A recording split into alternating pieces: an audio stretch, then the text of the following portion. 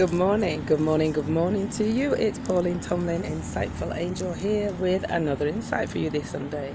So, to all my teen kings and teen queens of Niger, West Africa, and the wider African continent, I say welcome.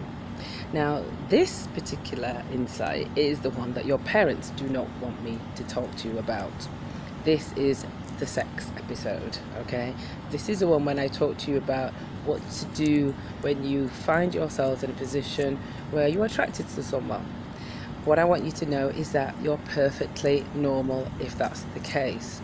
It is part of growing up to become active sexually, to become romantically involved, to have feelings of affection, of attraction, romance, etc. towards another being, right? So that's perfectly normal.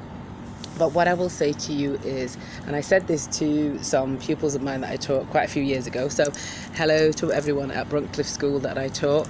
They were a wonderful, sparky bunch of pupils, but some of them were a little bit confused about what they should do when it comes to who they should be around sex. Sex is perfectly normal. It's nothing to be ashamed of. It's actually one of the most beautiful parts of the human experience. But what I will say to you is that your body is precious. You are a spirit being housed in this body, and this body is like the outside of your car. If you look after it, sorry, I decided to sit outside today, so I've got flies buzzing around me, but as you can see, it probably is quite nice. There's a lot of light, and I much prefer that. So if I start sweating, don't be surprised. However, back to today. It's going to be a little bit longer, this one, I think, but this one, what I'm trying to say to you is that you are a spirit being, a being which has a soul, a being which is sensitive, a being which has intuition, and you need to use that discernment whenever you're doing anything, whether it be for work, whether it be for your friendships, and indeed especially when it comes to sex. Sex is something which is a sharing act. It's when you give yourself openly to someone, and it's something that needs to be done in a spirit of trust and a spirit of openness. If you are 13, 14, 15, if you are 16, 17, 18, 19, 20, 21, then listen up. Now, if you're 13, 14, 15, you shouldn't be listening to this one at all. And I'm not saying that just to be obtuse. I'm saying that because you are young. You are not ready. You're not psychologically or emotionally equipped for anything to do with sex. And what I would say to you is you've got a lifetime ahead of you. So just concentrate on having fun, being the best child that you can be, and loving your childhood.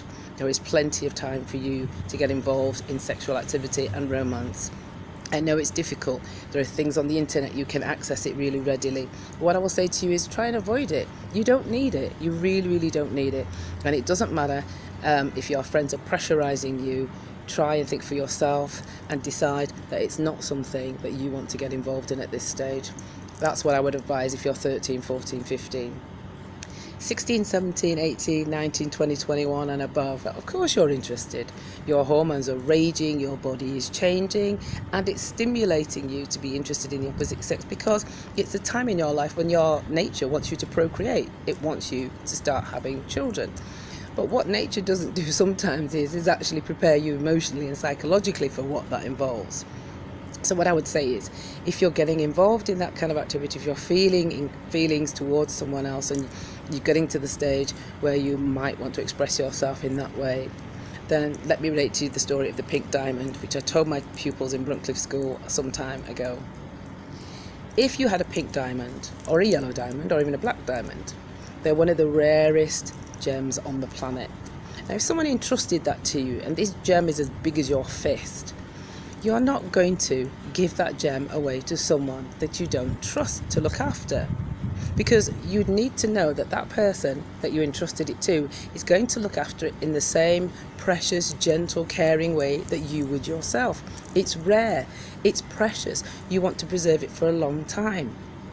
So too your genitalia and your sex. It's precious. It needs to be cherished, it needs to be cared for, and it needs to be looked after over a long period of time. So only entrust it to someone that you absolutely have trust in. And trust takes time. So what I'll say to you is, be patient. Take your time and get to know who you're going to entrust that pink diamond or that yellow or that black diamond to.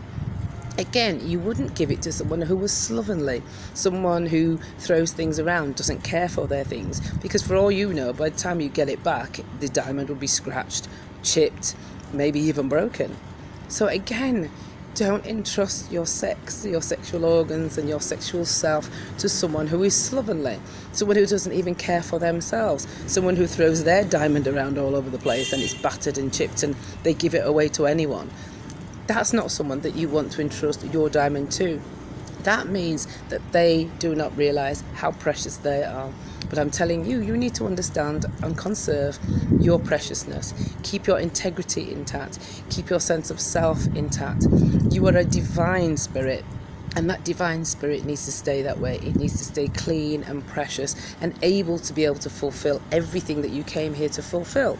So keep it clean, keep it precious, keep it well cared for, and only trust your sex, your sexual self, your sexual mind, your emotions to someone you can, 1, trust completely, someone, 2, who would treat it the way you would treat it, and 3, someone who's not giving theirs away all over the place, because that is not someone who you know is going to treat yours in the way that it should be. So don't be afraid of sex. What I would say is as well is if you feel you're not ready and you're being pressured, don't ever bow to pressure. Peer pressure is a very, very, very powerful motion, and it's a powerful wave that can overtake you and you can get swept away in it. But I tell you to hold out and stay strong. I said to my own children, hold out as long as you can, okay? If you hold out as long as you can, then you will much prefer and enjoy the experiences that you're having.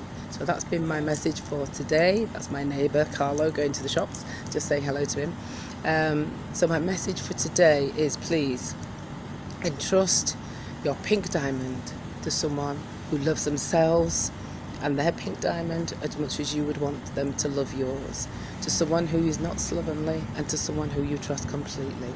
Cherish yourselves, because you are beautiful beings and you need to take care of yourselves and love yourselves first.